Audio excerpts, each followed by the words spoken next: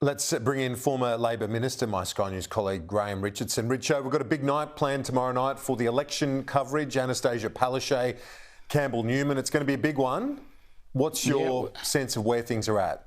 It will be a big one. Well, it's hard to see the LNP being beaten, I think. I think Crisafulli's waited long enough. I think it's time that he got a Guernsey. He certainly thinks so. And I suspect he'll win, and I think he might win comfortably. The news poll seems to have narrowed, though, in the final stretch over the campaign. Is that your read on things, that things have tightened? Well, they should have. I think, they were getting a bit too far away to believe. And the tightening, I think, takes it back to where everyone thinks it should be. So I think it's all worked well. When it comes to the two campaigns, Stephen Miles, he's been everywhere, social media, TikTok, daily. He looks like his approval rating is up as well. So he's there, a better premier. He's overtaken David Crisafulli on that rating, up 6 points. So he's had a good campaign, Stephen Miles. I think he's had a great campaign. He's done really, really well. And, he's put Labor in contention, whereas I think, 3 months ago you'd have said Labor's got Buckley. So I don't think you could say that today. What are the implications for the federal election within the next 6 to 7 months? Are there any? Do you read anything off the back of a state election? No, I never do. I never have. I never will. I think people are, quite capable of making up their minds independently of federal or New South Wales or Queensland. They know how to do that. They've been doing it all their lives. So no, I think you don't take federal readings out of state elections or vice versa. Now, as you look at the wash-up of the House issue for Albo and the Prime Minister Albanesi and that Copacabana residence, talking to some Labor people, they were scratching their heads. They were worried about the distraction. Where are things at in terms of federal politics right now and the equation for the Albanese government? Well, I think during the midterm, you are usually in some sort of a lull. You're usually not going as well as you will when the final whistle is nearing.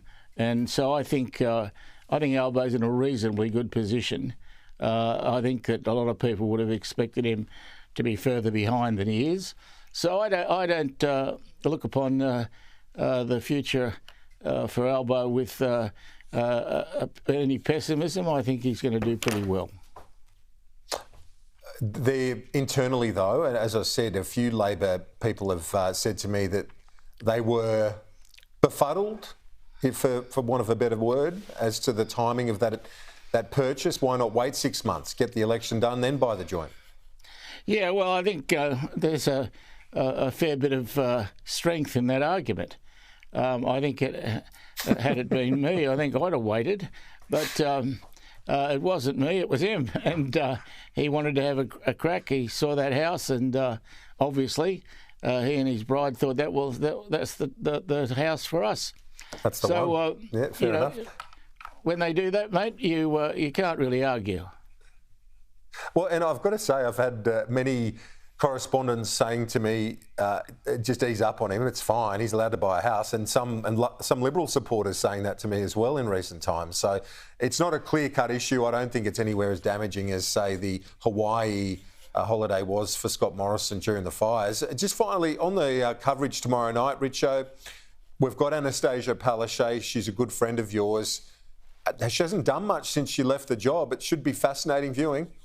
I think it'll be great viewing. And I think watching how this election goes will be very interesting. You've had a comeback from Labor from way behind to get somewhere near competitive, which I didn't think would happen. So that's going to add a lot of interest to it.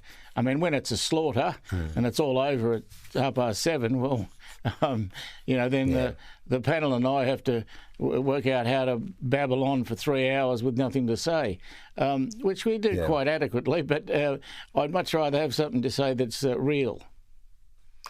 Yeah, and there's a chance there might be a few things, very interesting things said by both Campbell Newman and Anastasia Palaszczuk, the former leaders. Richo, along with yourself, as always, thanks so much. I look forward to seeing you tomorrow. Yeah, mate, it'll be a good day.